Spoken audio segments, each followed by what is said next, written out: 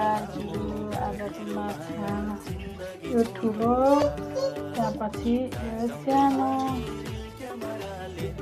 कति धेरै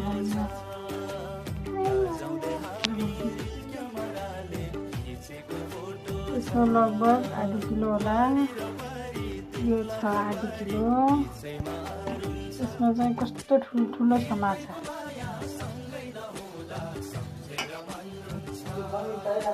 कति ठुलो छ नि माछा है